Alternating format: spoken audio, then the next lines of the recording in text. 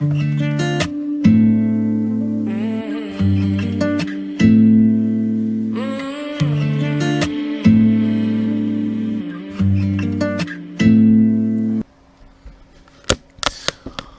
this is a response vid to Phil Advise Show. Well, it used to be called Phil Advise Show.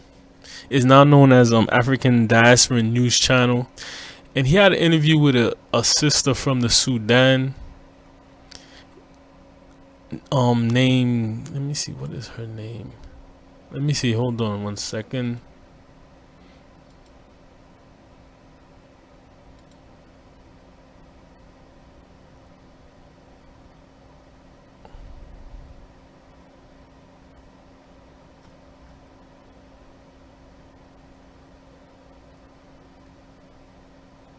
Kathir Mandit. Yeah, Kathir Mandit.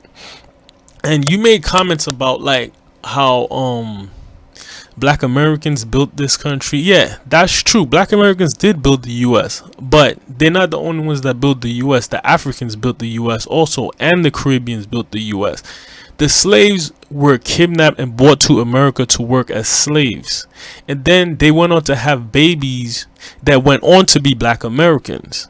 There were also Caribbeans who were shipped from, there were also Caribbean slaves who were shipped from the Caribbean to the US to also work as slaves. One of the slaves, he's real famous for or infamous for planning a slave revolt. His name is Denmark Vesey. He was born in St. Thomas. You know, he was shipped from the Caribbean to South Carolina to work as a slave, and then he purchased his freedom. He tried to purchase his wife freedom, but I guess he didn't have no money or something. I don't remember the whole story about that, but he also planned a slave revolt, you know, in South Carolina. Also, one thing though, I don't think black people in America should say they built this country. I think it's a disrespect to your ancestors who put in the work, to our ancestors who put in the real work in building this country. I don't think it's right for us to say that we built this country when our ancestors put the blood, sweat, and tears in, you know, to build this country. When our ancestors, many of them were worked to death. And I think it's so disrespectful to say that we built this country. You know what I'm saying? It irritates me when any black person say they built this country. I think we should all have some respect for our ancestors and say our ancestors built this country, because they're the ones that really built this country. And also, we gotta stop, you know, dismissing African contributions when it comes to building this country, you know, because they built this country also. They were shipped from Africa to the America to work as slaves, and it's disrespectful to not include them. Now, I know the Caribbean part, a lot of people don't know that. I can understand, but saying Africans, you know, insinuating Africans didn't have no part in building this country is like, I don't understand how people can, you know, have that in their mind when Africans were kidnapped from the continent and brought to America to work as slaves. I don't understand how people, you know, it doesn't take a rocket scientist to know that Africans also built this country also, you know. And also, Phil also said that immigrants get like special benefits that black Americans don't get. That's not entirely true.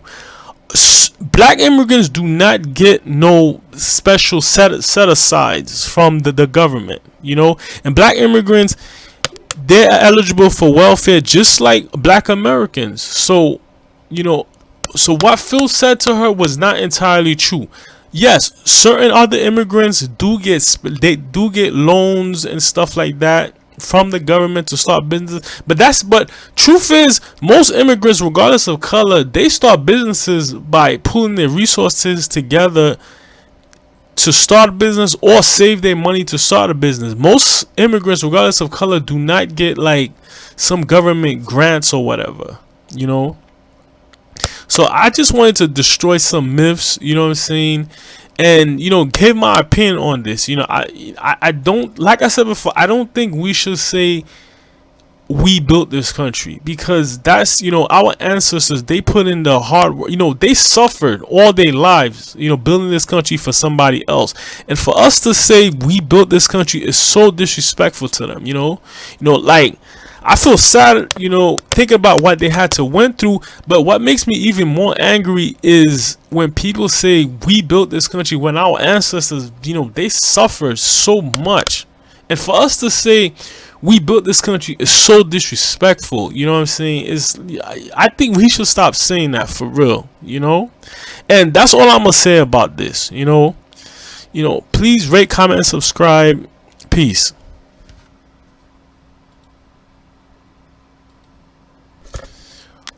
Okay, there's another thing I forgot to mention.